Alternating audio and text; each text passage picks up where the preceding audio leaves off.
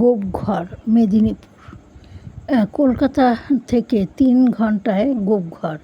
পাহাড়ি জঙ্গলের মতো অনুভূতি, বাঁধানো রাস্তা আর রাঙামাটির রাস্তা, দুটো রাস্তাই আছে।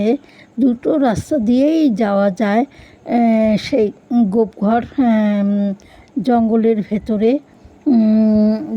গোপঘরের 2 ধারে বড় বড় ঝাউ গাছ, মধ্যে কালো পিচের রাস্তা।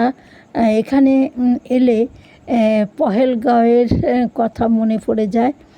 এখানকার কাজু বাদামের গাছ আছে। আর কথিত আছে যে মহারাজ বিরাট আর কি রাজা, তার রাজধানী এখানে ছিল। আর এছাড়াও এখানে পাণ্ডবেরা অজ্ঞাতবাসের সময়ও নাকি এখানে এসেছিলেন। আর এখানে সরকারিভাবে কয়েকটি গেস্ট হাউস আছে।